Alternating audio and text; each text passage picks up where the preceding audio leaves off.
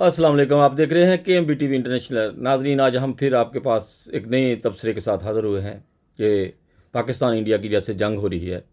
ناظرین، یہاں پر ہم جرمن لوگوں کے ساتھ کام کرتے ہیں، وہ مذاق کرتے ہیں، ہمیں کہتے ہیں کہ کھانے کے لیے گھر میں دانے نہیں ہیں اور یہ جنگ لڑ رہے ہیں ایٹمی، اور بہت شرم کا مقام ہے یہ ہمارے لیے، پاکستان انڈیا بنگلہ دیش، کہ یہ جو پاکستان کی حکومت یا انڈیا والے کے جنگ کا جنون چڑھا ہوا ہے۔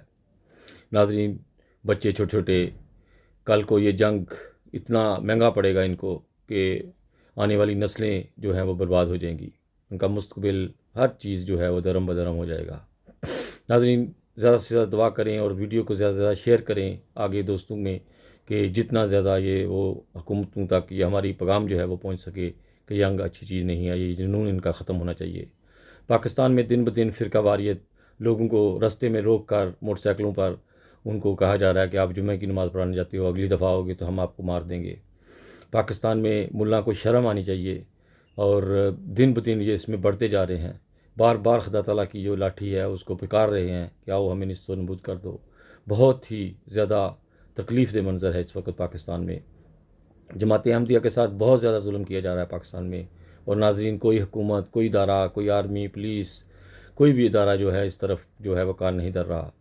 کل کو ان کو بہت مہنگا پڑے گا یہ جو جماعت احمدیہ کے ساتھ جس طرح یہ سلوک کر رہے ہیں۔ اللہ تعالیٰ ان کو ہدایت دے، نہیں تو پاکستان کے آنے والے دنوں میں حالات صحیح نظر نہیں آ رہے، کہ بار بار یہ خدا تعالیٰ کی لاٹھی کو جو ہے وہ پکار رہے ہیں کہ آؤ ہمیں نیست و نابود کر دو، ہمیں تباہ و برباد کر دو۔ بار بار یہ چیلنج کر رہے ہیں اللہ تعالیٰ کو۔ یا اللہ، ان پر رحم کر، ان کو عقل آ جائے، اور جلد پاکستان کی جو حکومت یا مولوی ہیں ان کو جو ہے وہ باز آ جائیں، ورنہ دن بدن یہ جو ہے وہ بڑھتے جا رہے ہیں ظلم میں، اور بہت زیادہ ظلم کیا جا رہا ہے۔